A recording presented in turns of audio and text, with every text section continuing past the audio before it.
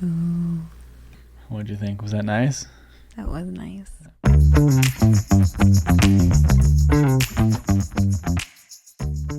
Welcome to the Practically Imperfect podcast. I'm Linzie. And I'm Orson. Orson, how was your month? I feel like it's been a lot longer than a month since we've actually recorded an episode. So I think you're maybe right. it's more like, how has your last 2 months been? I don't know. When was our last episode? I don't even know. Let me check. February 23rd. Oh, and it's March 29th today as we're recording. So yeah, it's been over a month now. Dang. Yeah. What was our last episode even about? Getting high. Oh my gosh. That's right. We must talk about the aftermath of getting high. All right. About well, first of all, let's address the elephant in the room. For those of you who are watching on YouTube, hi, hello. We are in a new studio, as you can see. Yeah, it's pretty fun, isn't it? I don't know. So why we're in here, right? An old client of mine reached out and was like, hey, Orson, I have this guy that needs help setting up a podcast studio. You're going to love him. He's amazing. And so I reached out to him and he was like, yeah, I just have like this small space and we need help like making it look good. The lighting is not consistent. The cameras, they don't look this anyway. So he wanted some help dialing in the setup. And he had the room that we're in now, and all this equipment was actually in a different room that was much smaller. And so we moved everything into this room. We bought some like rigging. There's lights right here that you can't see right next to both of us. And there's like this audio equipment that's like right here. The computer's right here. So we're recording everything onto the computer. There's no SD cards. And if Lindsay starts talking, for example. Hi, this is me talking. I am manually switching back and forth between our cameras right now because there's not going to be any editing after the fact. This is just going to be so much easier. I don't have to set up any of the lights anymore. Oh, yeah. Because like I use the lighting and audio equipment at the job that I have. And so I would pack everything up, and I had a lot of lighting to pack up and audio equipment and camera. Anyway, it was a lot. And so now that I don't have to do that anymore, like basically as payment for helping him create this space, he's like, yeah, come on and use it whenever you want. And so he gave me a key and we can come and just use this space, which is so nice. I love not having to set everything up every single time. I know. It's going to be so nice. So the only bad part is it's not in our house. We have to go somewhere, and we have a baby, and usually we will record while she's asleep in the next room. So the only thing that's, I guess, a con is we just have to make sure we have to like get a babysitter and stuff. So hopefully that should be a thing either once a week or every other week. So it's still a little bit like wishy-washy with that, but I know we need to get on a consistent schedule because like people listen to podcasts, like my friend told me, like as a part of their routine, and that is so true, especially as I listen to so many podcasts that I literally am like, oh, it's Monday, so and so's upload. Like I know when my podcasts are coming out. And it's super nice, so I can see if it's frustrating if you like our podcast and you have no idea when we're uploading. So hopefully we will be able to do either a weekly would be a dream, but you know, why wouldn't we be able to do weekly? Because you just never know what people who can watch our baby are doing, you know. I mean, even if it was every other week, that would be nice. Like when we were doing it weekly, it was a lot. And it was also kind of, sometimes it could be kind of hard to come up with topics. Because, I mean, our podcast isn't about anything specific. Yeah, it's literally just our life and the lessons we learned or the stories that we might have. And our lives aren't really that crazy just yet. I mean, obviously we have a kid and it's adding things. I think we can figure out to talk about something every week. I really do. You think so? It might be harder, but I don't know, we used to do it all the time in the beginning. So anyway, this is our new setup. I know it's not as cozy vibes. It's more like office vibes. So we just need to make sure that the next time we come, we just get some of our own decor and kind of make it our own. But yeah, this is just what's happening right now. So you can see your, like, I can see my camera right now. I wouldn't change anything about mine. Yeah. Like, what would you change about yours? Maybe just like the Taylor Swift vinyl in the back. That's it. No idea how we would put that up, but we'll figure it out, I suppose. So anyway, to kind of start off this episode. Yeah, you were saying the aftermath of the last one of the getting high episode. Yeah, you're switching it wrong. Whoops. This is the first time I'm doing this. So if I know audio listeners literally don't even care, but the YouTube one, that's definitely going to care. But okay. So anyway. Back on you. So the aftermath of the getting high episode. Oof. So first of all, I need to say thank you guys so much for tuning in. There were so many podcast downloads, you guys. Should I like say the number? Like, who cares? Because it's a lot to us, but literally people who are listening are probably gonna make fun of us. But our like average, I would say, is between 15 and 20 downloads on the Apple Podcast app. I don't think it's just Apple Podcasts. I think it's just who downloads it. I'm not exactly sure. Do you know like what the average is for the podcasts that you listen to? I actually have no idea. I know how many views they get on YouTube because normally I watch my podcasts anyway, but I have no idea how many like downloads they get. And that's what I think that's what really matters with like, you know, sponsorships for podcasts and stuff. I think I looked it up. It's like if you get like 10,000 downloads or something, you can be eligible for sponsors. But I mean, 10,000, that's still not a lot of people for someone to like pay you to like advertise their product because you might not get a lot of return on investment for just 10,000 viewers. Maybe you will. I don't know. But anyway. I mean, we're not starting this for... No. We're not. Like, I don't think either one of us really care if we get... No. It'd be fun to have sponsorships. And obviously, if that happens, it's cool. But this was just a start because we thought it would be fun. And it has been so fun. But anyway, it's still like nice that people like care and listen. And especially now that we have this nice studio and these fancy mics. And just being here just gives me a little bit more energy. Yeah.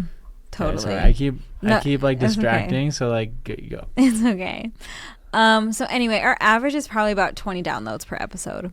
You guys, let me check. It changes, I feel like literally every day. But last time I checked, the high episode got 50 downloads. It was 50? 50. You didn't tell me it was that much. Yes, I didn't. Yeah, it's 50. Now it's 51. 51. 51. Wow. And yeah, like I said, our average, like a good average is like 20. So yeah, a lot more people wanted to know the tea of us getting high, and that tea they got. Which is weird to me because like in the normal world, I feel like that is a very calm, like it's not very out there or crazy of a thing to do. I know. I wonder who's out there who decided to tune in to that one. I have no idea. But so we got a lot of love. We got a lot of love and support, okay? I got some messages saying thank you so much. I loved your religious aspect part of the conversation because that's always kind of different with all that sort of stuff, word of wisdom, whatever. With a person, one uno person, who was not so happy about the high episode was my mom. I got so much. It makes sense as far as why she like. Oh, totally. She was not happy, especially because I didn't tell her. She found out on the podcast. Like I didn't even tell her. That's when she found out that like we had that experience. I mean, we didn't tell anything on purpose because that's how we wanted. We wanted it to have the shock factor. I know, we're so funny, huh? She's literally gagging at us listening right now, probably. But yeah, so yeah, she was not happy. She was pretty mad at me. She sent me lots of voice memos. But what are you gonna do? You expected it, right? So, or we expected it. Yes, we did. Mostly me, because I just like, ugh. But you gotta do what you gotta do. So that was, the aftermath of that. But it also turned out really good for us for the downloads. So that's really cool. Is there any other aftermathy? I don't think so. Your family, I feel like, took it really well. They were making jokes. They didn't care. They were just like, my one sister told us a story about how her son like said something while they were in Vegas, and it was something having to do with like getting high, but he didn't know what that really meant. No, he said edibles. Oh, he was like, did? I need to eat all my edibles. And they were like, do you know what that means? He was like 12. And No, he's definitely older than. Is he? No. Wait, I don't know. He's older than 12. I don't even know anymore. These kids are getting so big, your nieces They and are getting nephews. so, like, I don't know. I still feel like they're 14 at the oldest. 12 to 14. So he's like middle school. I feel like he just got his permit though. What? Oh, that's my go to bed timer. Anyways, yeah, I feel like he just got his Was he permit. 15? That's crazy. But anyway, but the thing is my mom was the one who was listening. Your mom, may she rest in peace. She did not listen. No, she definitely did listen. She was probably sitting right there next to us as we were doing it. She couldn't tell you her thoughts and feelings. She was sitting at the end she was standing at the end of the bed, crossing her arms, watching us, and being like, "You guys are so dumb." But like, if your dad watched it or listened to it, what do you think he would have to say? I don't think he would really. He'd just be like, "Whatever, you're an adult. Like you, like what? I can't tell you what to do." Like yeah. Just, like, so I think it's dumb. funny that your sisters had positive feedback when my mom did not. So funny. Which is, I mean, neither one matters. Like neither one of them is bad or good. It's just, it was just that was the aftermath. That was like we say aftermath like it was some big deal. It was for like a day. Was it really? It was for like a day. For like a day, I suppose. But You weren't there. You were working. Remember, we were in Arizona when the episode came out. So you were busy. So the aftermath was more on me, of course. Do remember that. Anyway, we can talk about something else now. So let's talk about our week. Because, oh my gosh, did I do something crazy, you guys? And it's not even that crazy. But Well, I'm trying to think. Was there anything else, though, before we do get into the week that was worth talking? Because we almost recorded a podcast not too long ago, and there were some things that we wanted to talk about, but we couldn't get this whole thing to work. It's kind of old news now. I kind of wanted to touch on the Ruby Frankie documentary on Hulu. It's kind of old news at this point. It's been out for probably, I don't know, I think the beginning of March. Now it's pretty much April. But I feel like we also have the same, like, opinion as everybody else of how she's crazy. Family vlogging, family YouTubers shouldn't be a thing. I just think that's really weird when don't you think, babe, it's really weird that your content that you post is mainly around your kids and you benefit from that as the parents? I mean, there has been some like Ruby Frankie, her sister's name is Bonnie. She came out with a video saying how she thinks she's doing family vlogging ethically because she's asking her children, do you want to be in the videos? Like, but even then, I don't think kids really understand what that means. Because, of course, kids, like, even with, like, home videos, if your dad pulls out the camera, you want to be silly, you want to do something crazy. So if my dad back then was like, oh, Lindsay, do something cute, I would have been doing fun things, but I would have had no idea that hundreds of thousands, maybe even millions, depending on what family vlog you have, are watching you. Well, the people that come to my head are, you don't really love them, but they live in Arizona. They have the podcast. Matt and Abby. Yeah. You know what? They don't show their kids. They don't. But they basically do like family-esque content, right? No, I would say they do more like marriage content. It's mostly they overshare between the two of them. They don't really share anything about their kids, honestly, which I think is a good move. That's great. Yeah, that's something good that they're doing. Yeah. But anyway, so her sister came out saying that she does family vlogging ethically because she feels like her kids are giving consent of being on the vlog, and she's also paying her kids and they have W-2s like they're employees. Yeah, see, like when I was in... I still don't like that. I think that's still weird. Really? I do. Because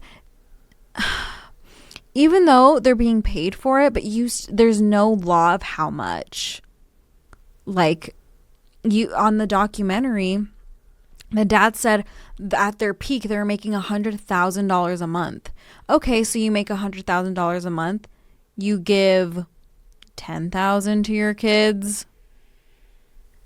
That's effed, especially if they're the main people in your content. Well, but are they doing all the behind the scenes work for the content? No, but I don't know. Like, it's still weird. The way that I'm thinking about it is like when I was in Orlando filming that event for that guy.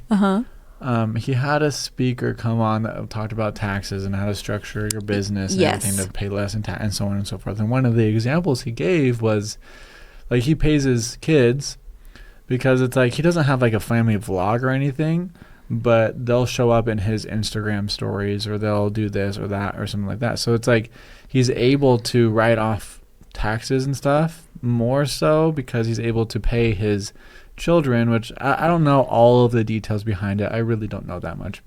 But I do know that he said that he is able to kind of not use his kids. I don't like that wording, but he pays his kids because they do show up in his content, and he is able to tell the story of like, hey, I'm paying my kids because they're in my content, and my content is what helps build my business, and my business pays our bill, and so on and so forth. So I still think it's kind of weird to be like, oh, my kids are my employees when they truly have no idea what's actually going on. But it's like at the same time, it's not so much. I mean, I guess it depends on the type of content that you're creating. Because in my head, as far as like because I don't know, I post my own content on my own social media, and I think you want to do that as well.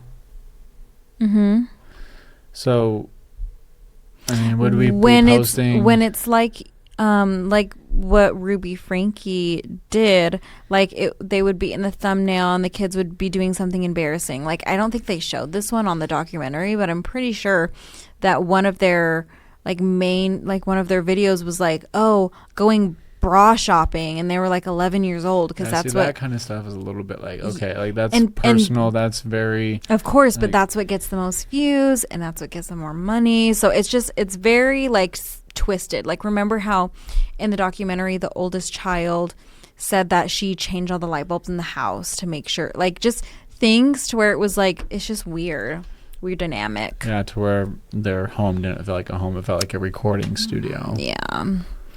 So anyway, that's kind of our thoughts. That's what you wanted to talk about on the last episode that we didn't get a chance to record. Yeah. That was it.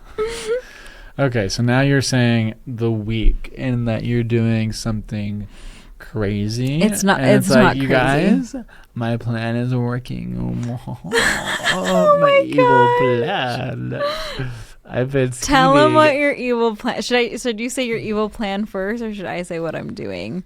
How about let me start, and then you can say what your evil plotting and scheming was. It's really not an evil plan. It's not evil. I it's know. Just like, I just think it's funny that way. Yeah. Okay. Go. So, me, Lindsay Wilkins, previously Lindsay Olivas, and Lindsay Olivas, was she so skinny? 90 pounds. Okay, I'm 4'11". So between 80 to 90 pounds. I was always underweight. I was skin and bones. Ate like ate crappy. Ate anything I wanted. I never even had to think about gaining weight, buying new clothes. Orson, I would have clothes in the 12th grade that fit me when I was in 8th grade. Like I had clothes, like jeans, that still like fit my body. That's how like teeny tiny I was always. And then I became a woman. So my body has changed, and nothing's really, nothing changed about that. I never went to the gym. I hated PE with a burning passion. Basically me and physical activity or sports, just like, no, I just don't F with it. I just don't. And Orson tried in the beginning of our relationship. I think we were engaged. He was trying to get me to go to the gym because obviously going to the gym is good for you. It's healthy. He wasn't trying to get me to look a certain way by any means, but he was like, you should just come to the gym with me. And so I was like, okay, literally got a gym membership, and I freaking hated it because Orson was just like doing his thing, and I was just like on the treadmill, and I was like, this sucks. Like, I hated the gym, and there's just so many people, and I hated it. So that turned me off quite a bit for years. Yes. Anything you have to say? That's it? I mean, what do you want me? I just thought you have anything to add, but no, so really that was like, that's like kind of a backstory, okay? And basically ever since I had Bless you. Or wait. I'm coughing. Ever since I had my daughter Scarlett last year, my body has significantly changed. My stomach's pretty similar. But I feel like my lower part of my body, it's so weird. Like my thighs and hips area is a lot wider. Very weird how that's what's kind of I've noticed has isn't changed. That, like, normal for women that have just like a woman body. I feel like just a womanly body like has bigger hips, I think. They got the birthing hips. Oh yeah. Right? Is that the sure. frame of, yeah, sure. Okay. I mean, that's not a thing for everybody by any stretch of the matter, because like my cousin, she has 3 kids, so it's just it just depends on how your body is. So my body, that's what happened, and I don't want to change my body by any stretch of the matter, if I'm being completely honest. Like, I just don't really care.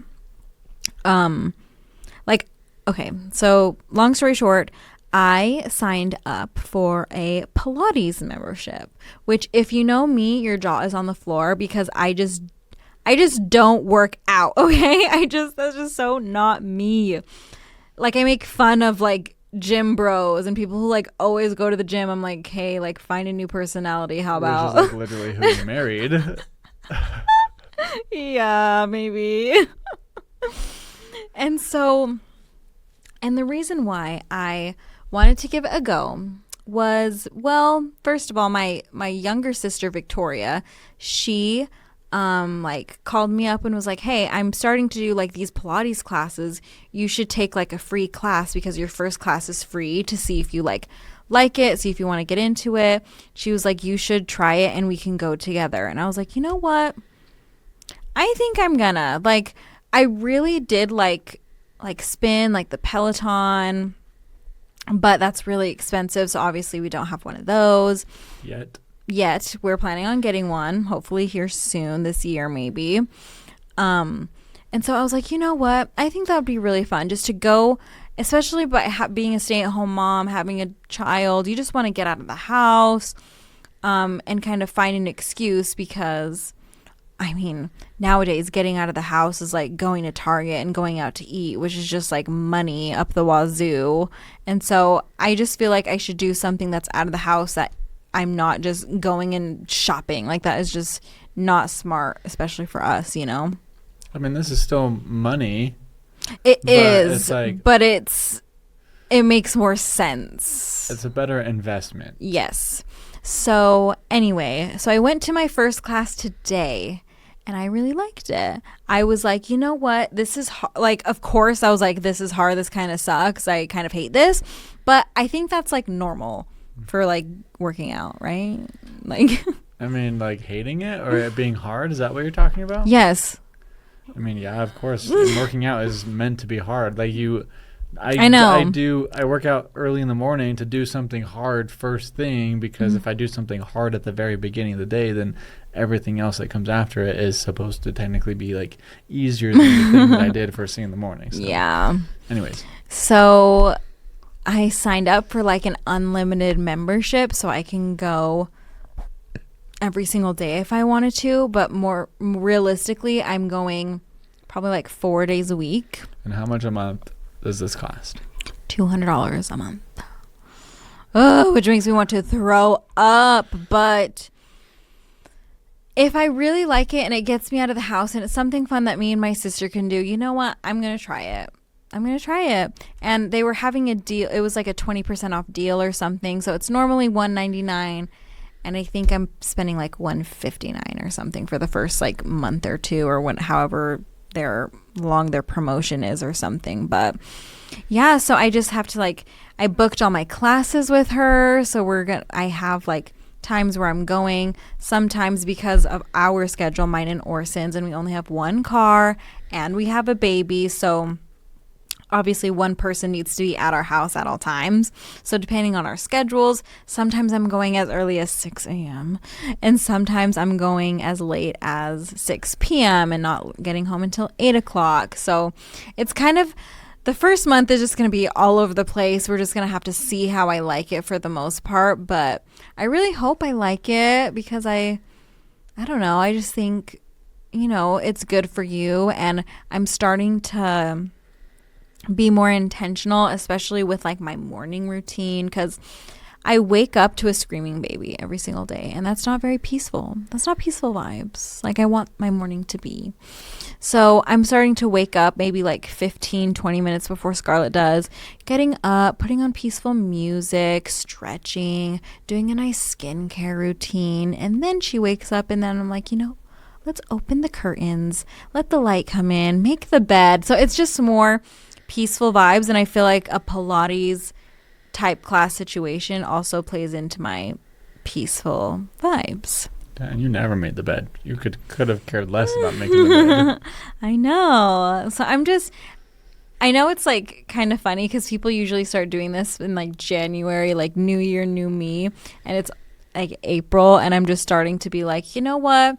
I want to like change up how I kind of live my life. Mm-hmm. Maybe it's because my life is just so boring lately being at home. I just do the same thing every day. I wake up with Scarlett. We watch a couple shows here and there. We play with her toys. Now that it's warmer outside, we go on a walk, which has been, oh my gosh, so amazing. But it's just pretty boring, pretty hectic in the house. I kind of go crazy. And so I'm excited that I'm finally like just getting out of the house mostly. Yeah, when you're doing the same thing over and over again, mm-hmm. and you're not like progressing towards it, like from what I understand, like us as humans, this is just from what I've read and listened to, and other people that have accomplished much more than I have. Anyways, one thing that is said a lot of the time is how humans are meant to be chasing something.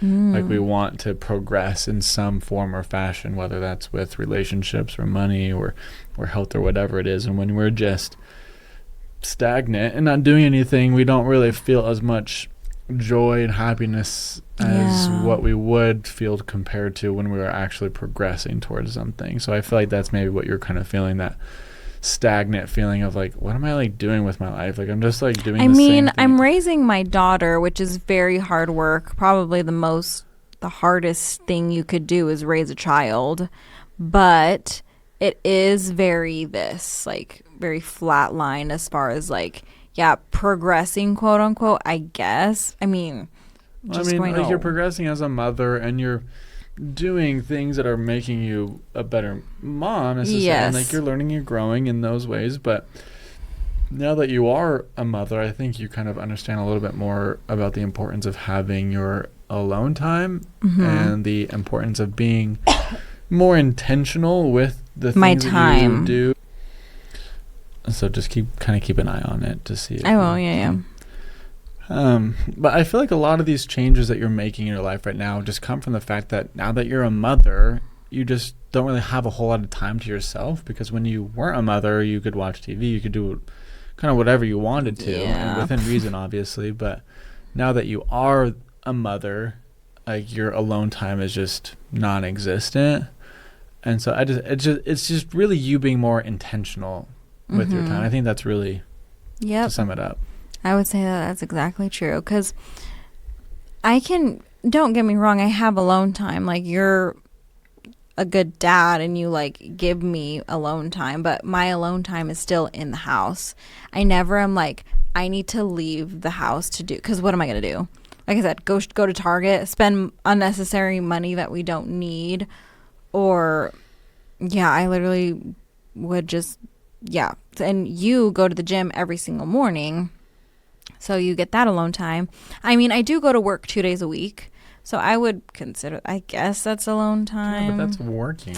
Your work, like, that's not really that's not your free time. that's not free time for sure. And so, like I said, I do get free time when Orson's home. He is always with the baby, so I can just like get a little breather, but I'm still hearing everything that's going on. Like Scarlett will sometimes just want me, and so I just have to swoop in. So anyway, I'm super excited to get some me time that's like also good for me too, with Pilates and working out. And it was very, very hard for me. So what I'm worried about, because you guys, like I said, I've done nothing of the sort.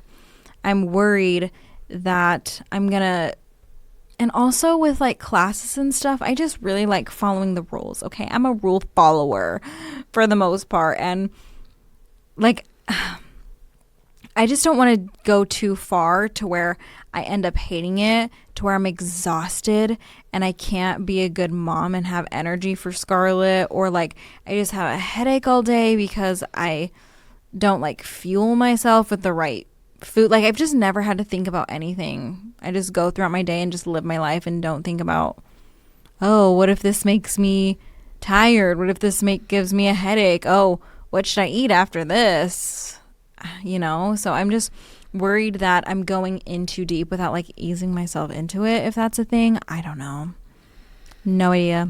I think what you're experiencing is something that I would say everybody, whoever has tried or started to work out or gotten back into it, there's always that fear of, oh man, like, is this really going to be worth it? I'm just going to be exhausted. Is it really going to give me energy like they always say it does? And and so on and so forth. So it's just like, I think there's always, like, for me, example, I've been doing that for years. Like I've been getting up early. Even when I was in high school, we'd go play basketball before school and wake up at 5 and so on and so forth. Anyways, so I've been doing it for a long time, and even to this day, like, I love what I'm doing for work. I love our life. I love our family, and I love everything that I'm doing, but I still do wake up tired, and I'm like, I don't really want to go to the gym this morning. And I think that's something that if you were to talk to anybody that has been consistent for a long period of time, is they're always going to say, yeah, I have a lot of days where I just don't want to go, but you just do it anyway because you know it's important for you. And a lot of people talk about like the why behind going in the first place. Like one story that I've heard before is like a guy's doctor was like, do you want to walk your daughter down the aisle when she gets married? Because if you don't take care of your body and your health, then your heart is going to give out and you're not going to be able to walk your daughter down the aisle. That's really extreme. So it's like, but like that is extreme, but like that's like an extreme example of a powerful why behind him being able to push through those moments of, yeah, I don't want to go this morning, but I want to be able to make sure I'm alive for that moment and everything like that. And we talked about your why a little bit as far as why Did we? I keep forgetting. I keep forgetting why I'm doing this. Well, just besides like me time and fun. Okay, if you had to take a guess, or like, what did I say? I don't remember. Well, okay. Well, I don't. Maybe not take a guess. Maybe that's not the right word to think. Like in your head, like what would be the why behind making it going? It doesn't have to be anything miraculous, like I just shared. Well, I think I think it is good to move your body.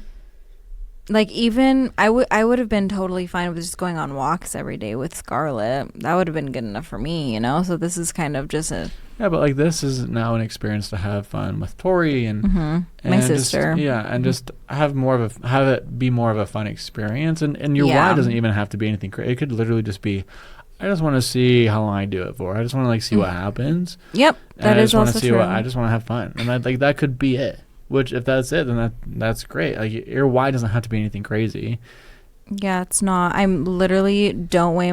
I don't weigh myself because, like, what's the point in that? Because weight doesn't even matter. It's how you feel about yourself, and if you can like fit into your clothes, like, like literally weight. Like, I've had to weigh myself, obviously, like during my pregnancy, postpartum. So going to the doctor's offices and stuff. So I've like known what I weigh about, and I weighed like pretty soon after, like maybe 3 months postpartum, I weighed the same as when they first weighed me when I got pregnant. So I weighed the same, but my body was completely different and certain clothes didn't fit me anymore. So literally weighing yourself is just not it, in my opinion. Because like I said, I weighed the exact same, but my body was so different.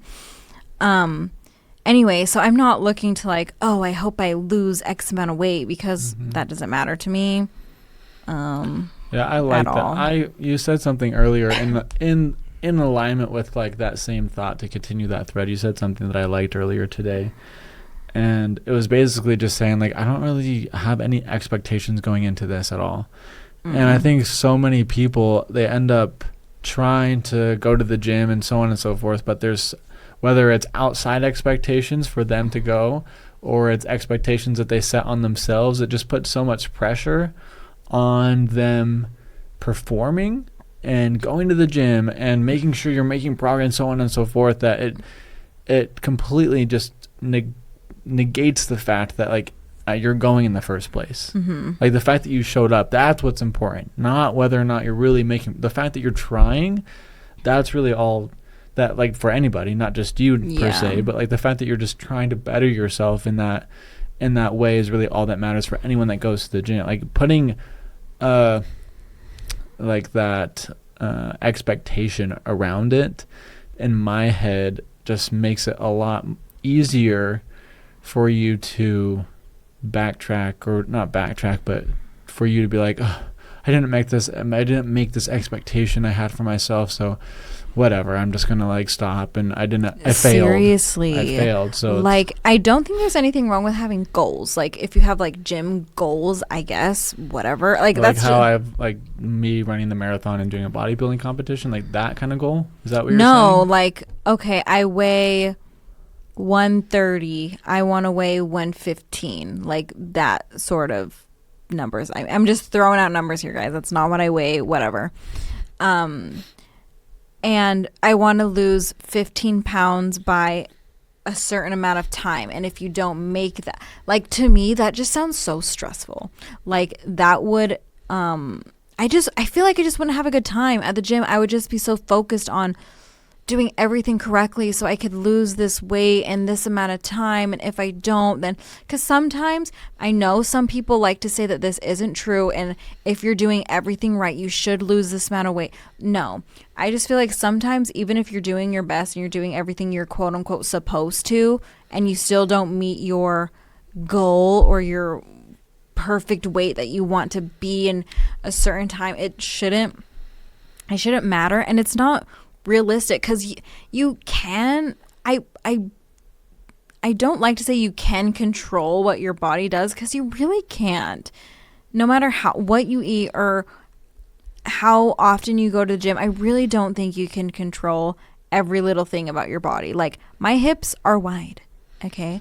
I cannot imagine me having really thin hips anymore. I just don't think that's what my body is anymore. Like I just don't think that. So why am I, if I say to myself, I really want my pre-pregnancy hips, like I just don't think that's just possible anymore. Whether it is or it isn't possible, I think is irrelevant. I mean, I do believe we do have a lot of control over the way our bodies look. I don't. And like I to your point about being pregnant and having a baby, like that's something that I'll never understand, so I can't speak to that. Yeah. But I mean, there's lots of women out there that have also had children that end up looking even better than before they even had kids. Like, so I say that only to say I think it's possible, but also you have to take into the fact that a lot of people have genes. Yeah, I just don't. I think bad genes, and it's like, I think the broad term should be you can't control what your body does. But saying you can't, I feel like that just takes away your power of like your ability to actually change. Like if you aren't happy with something, you should be able to believe in yourself enough to where it's like, I believe I can change this. I really think it comes down to like, if you believe you can, then you ultimately can. But if you believe you can't, then you won't. I I agree with what you're saying, but sometimes it just doesn't work out that way. There's a quote that I'm listening to, this book called The Slight Edge. And there's a quote right at the beginning that says, the only person you are destined to become is the person you decide to be. Now, that seems really deep and everything like that, but I feel like that is... I'm just focusing on looks, babe. I know, but like, you can decide to be someone that looks a certain way. I don't know. I feel like there's genes, but I feel like I personally like to believe, hey, I can control the way that I look, because our minds are powerful things, and if you stay disciplined and you do the right things for a long enough period of time... Yeah, maybe eventually, but I'm talking about because some people have goals like, oh, by this vacation, I want to be able to fit into this type of swimsuit. I think that stuff is good, but it also can't be very... It's good, and it has its negative side. It just sounds toxic to me. It's very toxic. Like, no one talks about the gym. The gym is so toxic.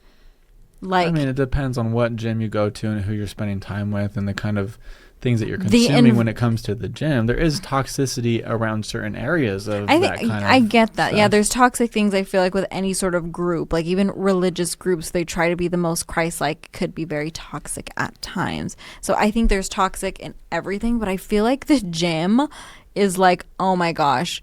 They, like, especially because, like, the gym, like, promotes, like, bettering yourself, being healthy, like... Well, I think a big part of it now, though, is just, like, it's popular. It's cool to go to the gym. Like, you want to be cool. Like, there's a certain status that I feel like it puts on to, if you're in fit and this and that, like, you have a certain type of status, and everyone wants to, like, that goes into, like, the hierarchy of needs that everyone has is, like, you want to feel some sort of status, and I feel like that's where that kind of comes from. I do agree there is some toxicity around certain parts of the gym culture, especially with men. I mean, I don't feel like that. Like, the gym I go to, I don't experience any of that kind of stuff. Like, I know, but I feel like wouldn't you say though that men in the gym for the most part is like not healthy, not okay, especially with like steroids and being the biggest you can be. It's scary. I mean, I think there are some women that help play into that, because there's a lot of women out there that wear the skimpiest clothes to the gym, and it's like, yeah, but like, that's very, look at me, and like, I'm this, I look this way. So like, what do you mean? Who cares what they wear? Yeah, but typically I feel like girls who are wearing that kind of stuff would wear it to attract. Where did that even come from? I'm talking about men in the gym taking steroids. You're only talking about men. I'm saying, like, look, I think it goes both ways. It's not just the guys that are awful. Sure. I think that's why I have such a negative thing when it comes to the gym, because I feel like the people who are that way, men or women, super fit, would look down on those who aren't.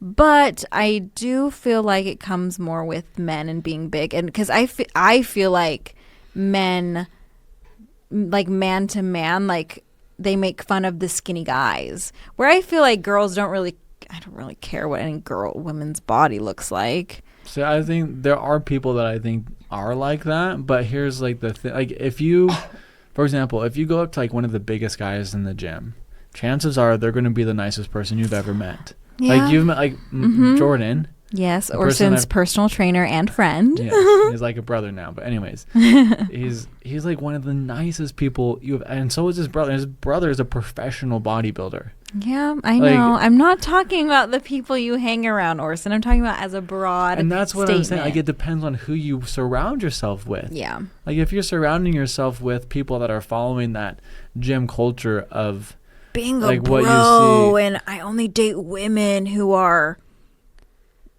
so fit. I don't know why I'm using that voice, but yeah, that's really weird. You know what I'm saying? I get what you're saying, but like, we're all also on our own learning journey and our own learning experience as far as figuring out what works for us. And some people, they like that culture. They want to be a part of that. It makes them feel good about themselves. And so it's like, there's nothing wrong with like, we shouldn't be like chastising them because of the fact that they're choosing that type of way of thinking or lifestyle or so on and so forth. Like going to the gym is still a good thing whether you're, I guess, toxic or not. I guess. I don't know. But I feel like if you go to a gym or you're surrounding yourself with toxic gym people, literally get the F out of there, because no one deserves that. Like, it's just too much for, like I said, sometimes things you can't really control. How your body looks sometimes with some people, especially women postpartum. So that's amazing that Orson goes to a gym that's very positive. It's very exclusive. Oh my gosh, you're making it like, yes, it is one of the more expensive gyms here in town, but the thing is though, I think it just really depends on like who you're taking advice from. And I think it's super important to take, like, you got to think about the entire picture as far as the life that you're trying to build. And are you wanting to build a life with a successful family, a good marriage, good money, good relationships, and all of that sort of stuff? Or do you only want a life where you have success in the gym or success with money? So true. And so it's like a lot of those, I feel like a lot of that toxicity that you're also talking about is a lot of people aren't super clear on exactly what their future looks like for them. And so they end up taking advice from these people that don't have it figured out in every aspect of their life. They just have it figured out in one area. In the gym. Yeah. And so no thanks. Get me far away from that man who's only... Oh my gosh, you're being really... like, stop. Who only knows his life in the gym. Run away, ladies. Run far away. Oh my gosh, stop it. Okay. You're talking down on all these people. Like, you I know. never I'm met sorry. them. I'm sorry. I'm sorry. Like, they could be on it. Like, a lot of these people that we're talking about. Like, I'm so sorry. We're not talking about, like, I take it back. I'm so sorry. I guess this group of people that we think we're talking about, they might be like the nicest people. We've never really met them. You only see stuff on social media, and the stuff on social media is, a lot of it is portrayed to make it look a certain way. Okay. I will just say no comment to that. I'm just trying to fight for everybody because I think we're all... You're just so nice. I think we're all on their own journey, and we're trying to figure this thing out. And I'm more real.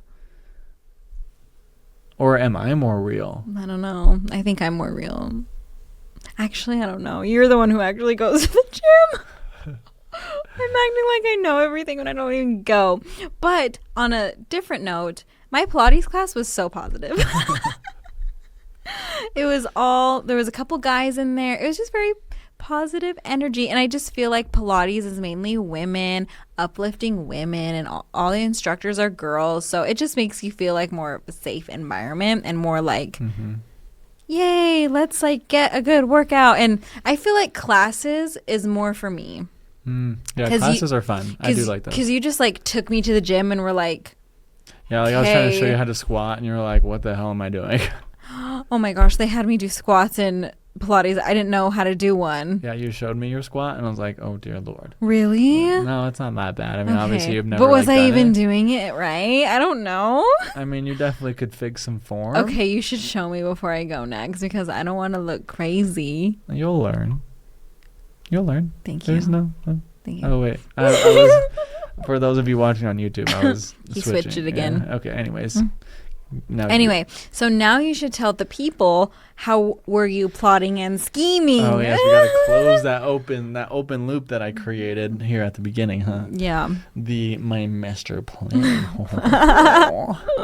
So so I've always been someone that goes outdoors, that exercise, and I've been involved in sports, and I loved PE, which is that is crazy. Yeah. Who likes PE? Oh. Hi, me. I liked PE. That was like my favorite class. What? In our school, they had Monday run days. Well, I mean, Monday run days, that doesn't sound fun. But like PE, you get to like do fun games and play basketball and dodgeball and like like you just get to be active. You don't have to sit in a classroom and listen to a teacher talk. I'd rather do that. Sit on my booty and just listen. Well, anyway. So like my master plan, right? So like I said, I've always been someone that goes to the gym and been active and so on and so forth. So like I also too saw a lot of that content online, and I liked the idea of being married to someone where we'd go to the gym together and we would have this fun life and all of that other stuff. And I liked that idea, right, of bettering ourselves. And the thing that I think attracted me, why are you making that face? Just because that was not who you married. Yeah, I know. I think we both married people that, I mean, I don't know what I'm going to say with that, but because I do feel bad because Orson did have this vision. I feel like a lot of people who do like go to the gym on a regular see other couples there and we're like, oh, that'd be so fun. And I think that's why you took me there in the first place. Yeah, I see other couples there. I'm like, that looks like this is something I enjoy to do, and I want to share that with the person that I love the most. Yeah, that was like the mindset behind it, right? And so I also the thing that is attractive to me too is not necessarily just the gym going aspect of it. And I'm talking about during that time of our life when we first got married and I tried to get you to go to the gym. Mm-hmm. Excuse me. I liked the idea of having my partner for life being disciplined and having that confidence in herself to work on herself in that manner and so on and so forth, and have like the discipline to take care of, like the discipline behind it is the attractive part to me. Yeah. Like I first thought, I just want to be able to go to the gym with somebody and so they can wear gym clothes because I like that. And so that's where my mind was going. And then I kind of had to destruct that thought and be like, well, it's not really that. It's really more so the fact that they're disciplined, and that shows that they take care of themselves and they can commit to certain things. Well, I feel like you're about to say something. So, why the heck did you marry me? Let's be honest. Yeah, okay. With that, like, how did you make peace with, okay, my wife doesn't go to the gym? Well, I'll get to all of this. Okay, right? okay. I'm just trying to like explain what my thought process was and to where we are right now, right? And so that was my thought process when we first got married. And when you didn't love the gym, like I think I struggled with it. I was like, man, what the heck? Like, why doesn't she want to go? Like, this is good for you. Why doesn't she get it? Like, what is, like, what is there, like, what the heck? Because I don't know how to do a squat, Orson. I don't know anything. Anyways, and around the same time, I was really starting my own personal development journey, like reading self-help books and different things like that, listening to podcasts. And there was this episode that I listened to. I don't remember where I heard this from, but I heard like this guy talking about how, maybe it was a reel, but his wife, there was something that he was always trying to get his wife to do. And 5 years later, she comes home and she's like, oh my gosh, this person said this and I can't wait to do this and implement this. And he's like, I've been trying to get you to do that for the last 5 years. Like, why didn't you ever just listen to me? Yeah. Like, I've been trying to, like, you could have been implementing all of this and had all of this stuff 5 years ago, but now you decide, like, why not? Yeah, anyways. And so I heard... I also, a part of my like Pilates thing is I saw a vlog of some YouTubers that I freaking love, and they have a nice skincare routine. They wake up early and they go to Pilates. So that also was like, maybe I should give this a go. Yeah. So literally our story. Yeah, so that's literally kind of what happened. Mm-hmm. You're paying attention to this, make sure it doesn't go off, right? All right. So I heard that, and I also at the same around time I also hear a lot about the fact that you can't change anybody. Mm-hmm. Trying to change somebody, I don't know a good analogy to explain this, but it's like you literally, it's beating a dead horse essentially. You can't, like, the best thing to do is to be the lighthouse rather than a tugboat. And you're like making a weird look, and because he always says that, you guys. Yeah, but I can't think of a better way to describe it right as of right now. You can just say like, be an example.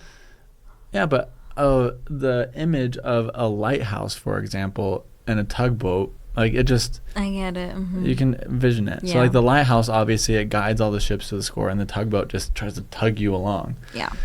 And if you're wanting somebody to better their life, or to start going to the gym, for example, or to start reading self-help, like whatever it is that you're wanting them to do because you've done it and you've seen all this amazing success in your own life and you're really happy and you want other people to experience it, the better thing to do is to be the lighthouse and just to be the example. And so very early on, I was like, you know what? I can't change her.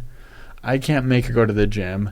I don't want her to go to the gym for me. I want her to go to the gym because she wants to go to the gym. I want her to want to better herself without me having to be involved at all. Yeah, because if you're going to the gym for someone else, that's horrible. That's horrible. That's just, yeah, it goes back to that pressure thing and feeling like, oh, there's too much anxiety. You just end up hating it. You end up hating yourself. Like, ugh, no, thank you. Yeah, it's not a good long-term strategy, right? Yeah. And so I decided very early on to be, you know what, I'm going to be the best example that I possibly can be.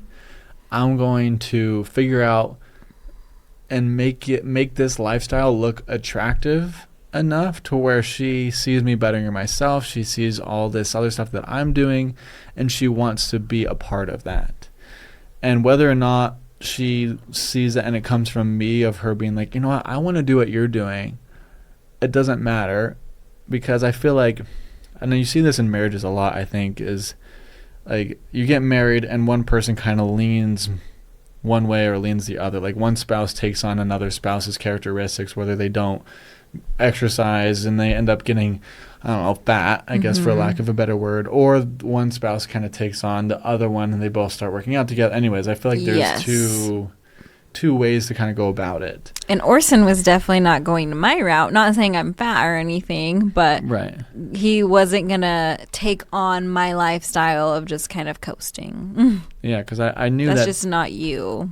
Yeah, I knew that wasn't going to make me happy. I knew I had these big dreams and ambitions, and I knew I wasn't going to be able to get there by just coasting, kind of like doing what you're doing. So I knew I had to keep up what I was, like going to the gym and so on and so forth. So I just focused on myself. Instead of trying to focus on changing you and getting you to go to the gym, I just focused on bettering myself and being like, you know what can I do differently to be a better example for the people around me? Not just you, but everybody around me. So Orson pretty much was plotting and scheming this whole time, meaning like, okay, if I kind of, like show her that, because he goes to the gym every day, you guys, at 5 a.m. So that's not going to be me, 5 a.m. No, thank you. But he kind of always knew, I guess this is like a fact, right? What you heard. So he kind of always knew I was going to go on a fitness journey. He just didn't know when, I guess, right? Like you always knew that I would end up here, I guess. Yeah, I would say I always knew that you were going to go down this path eventually, because I knew at a long enough period of time you would either find some sort of influence that actually made it seem more attractive than what I do. And that way, when you are ready to take that journey, I can be the best example I can help you to the best degree that I possibly can, because I've been doing it for so long and I haven't been forcing you to do it. Now I'm fully prepared to be like, hey, how can I help you? Like, if you really want this for your life, which if you do, that's great. And even if you don't, like, I don't care. Like, at this point, it's like, whether you keep going to the gym or not, I don't really think I care. But I know for a fact I want to keep bettering myself. And I think no matter what, however long, like, I think on a long enough time horizon, I want to keep bettering myself. And you're just going to slowly kind of start doing the same things. Yeah. And just in your own way, in your own journey, and your own personality will start to come out. You'll better yourself in a way that works best for you and the life that God has brought you to this earth to create for yourself. Okay. And so, excuse me. Yeah, so however, since we first got married, I just decided to focus on, I'm going to focus on myself, be the best person I can be, to be the best example that I can be. So that way, instead of me wanting it for her, she wants it for herself, because that's the attractive part. Yeah. You wanting it for yourself. And you guys, Orson has never, ever, I mean, even when, like I said, when we got engaged, he didn't make me get a gym membership or anything. He was just like, oh, this is something fun that we can do together. You know, speaking of gym membership, I think you still need to cancel your Vasa membership that you've had for like years and you've never used it once. I've used it maybe twice. The twice that I asked you to go? Yeah. Yeah.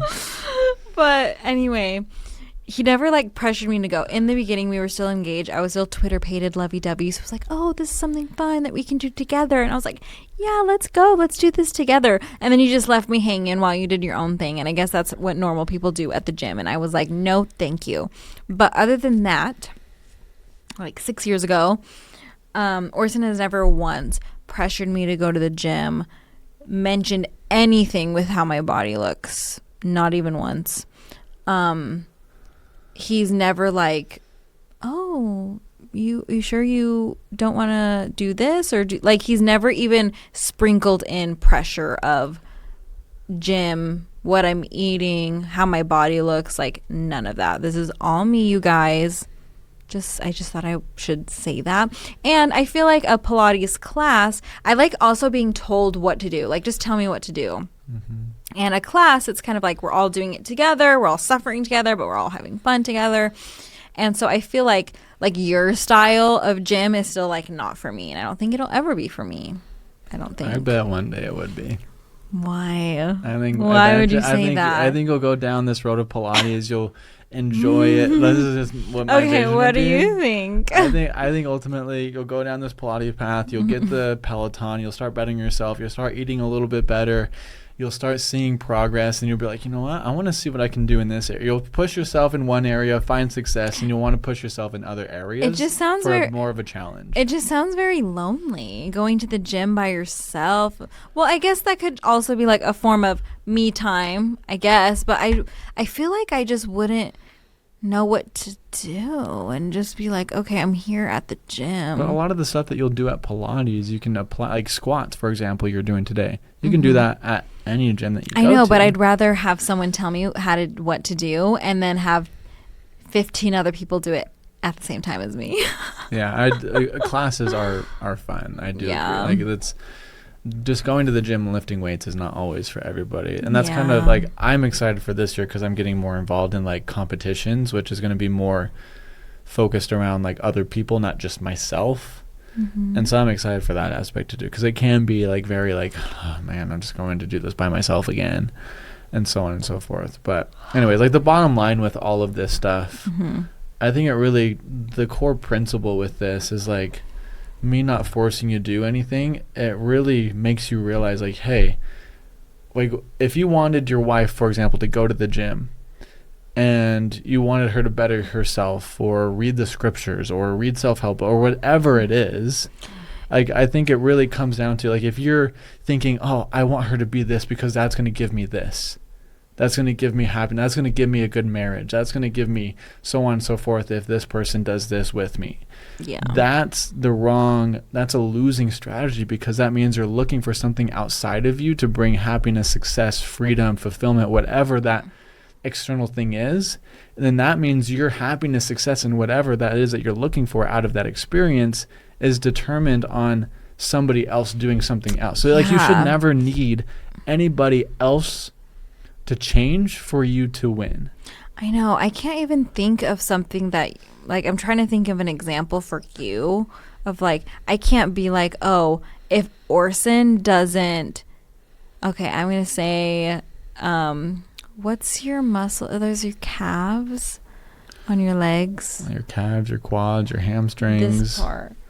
Your calves? Yeah, your calves. I don't have very. Are you making fun of my calves? No, I'm just saying that's like the most insecure part for everybody. No, I'm just saying like, I can't be like, if Orson doesn't have calves in 10 years, I'm not gonna be happy. Like, I can't even think of something because that sounds so ridiculous, but unfortunately, that is someone's life right now.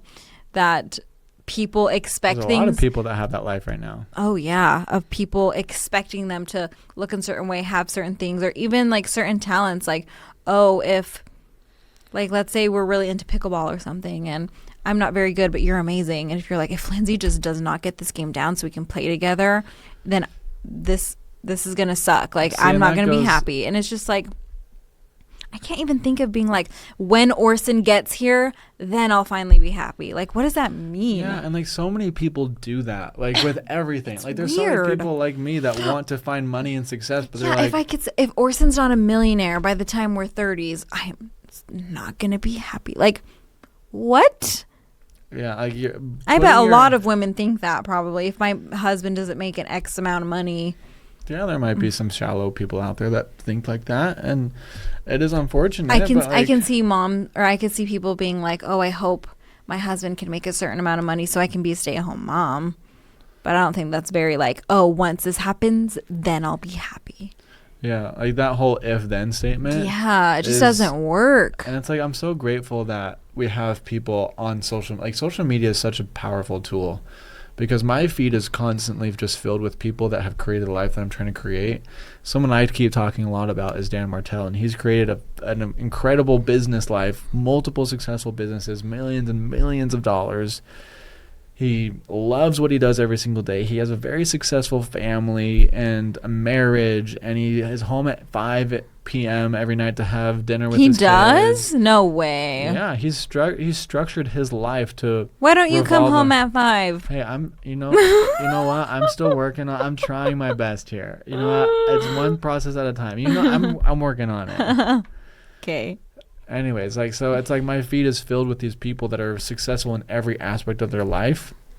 And that's the beautiful part about social media, is because we can see all the mistakes that they made and be like, hey, we have an opportunity to learn from them and not make those same mistakes, because so many of those people that have come before us have done that if-then statement and found But what if it never happens, right? If you're like, once Orson makes this amount of money, be so happy. But what if that never happens? So that just means you're going to be sad your whole life because of someone else's actions. Doesn't make sense, you guys. You got to think about that, because I know everyone does it. Yeah, I mean, I still do it to a degree. Like, sometimes I'll still think like, oh man, I really want this to happen. But it's like, then I catch myself and I'm like, well, why do I want that to happen? No, you can definitely say, I want this to happen. But to make the statement of, I can't be happy until this happens for someone else, like, that's different for yourself. Like, if you're like, oh, I want to do, like, that's different. I'm talking about when it's not you. Well, even when it's not you versus when it is you, like, so many people still, like, when it's just you and you're saying, oh man, like for me, for example, when I wanted to quit my dead-end job, like, I was going into work wishing I was somewhere else every single day. And that's that whole if-then statement. It's like, when I become a free-time filmmaker or a full-time filmmaker, making videos, running my own business, then I'm going to feel more happy, then I'm going to feel more success, and so on and so forth.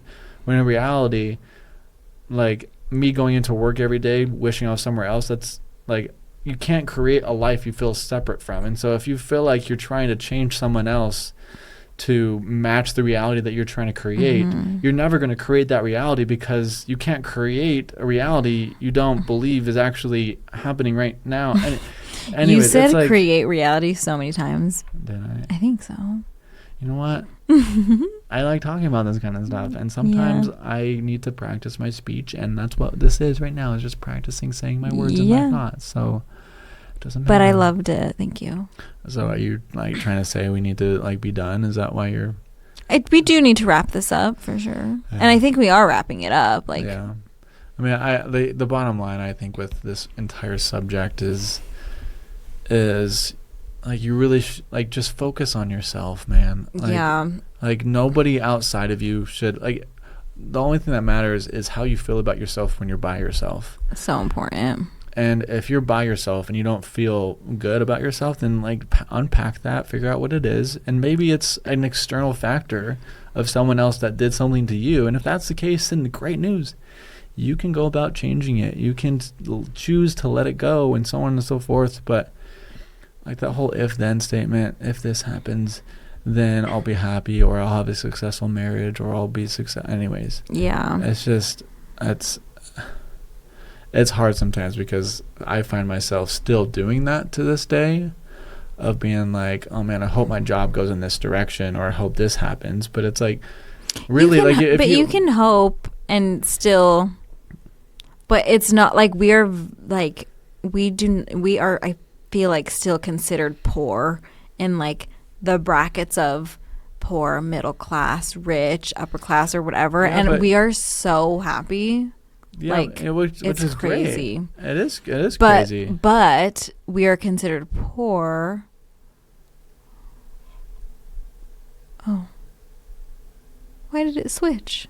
Interesting. Well, Okay, sorry. For those of you that's listening, we were just switching. Sorry. Anyways, go.